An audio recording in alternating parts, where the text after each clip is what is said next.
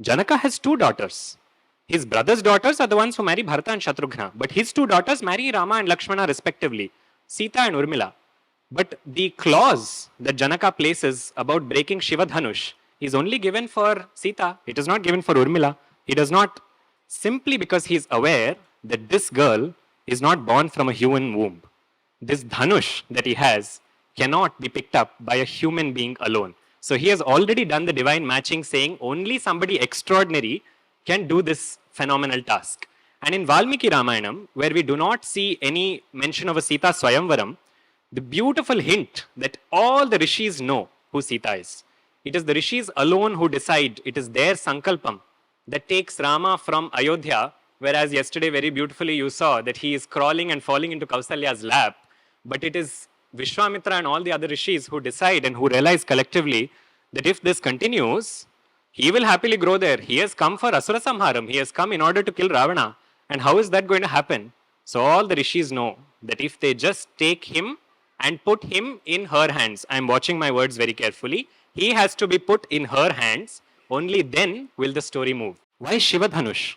At some level, there is a katha that this Dhanush is given in Janaka's family, and then he decides that he will give it to the person who can string it. Why Shiva Dhanush? Why not Brahma Dhanush? Why not Lalita Dhanusham? Why so many gods have bows? Why Shiva's in particular? This is where we have to draw the correlations between Shakta philosophy.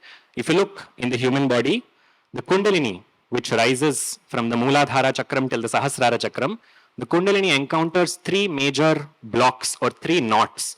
Only when these three knots are overcome does the Kundalini reach from the Mooladharam till the Sahasraram. You are all reading this in the Sahasranamam again. Mooladharaika Nilaya, Brahma Granthi Vibhedini, Manipuranta Rudita Vishnu Granthi Vibhedini, Agnya Chakrantaralastha, Rudra Granthi Vibhedini.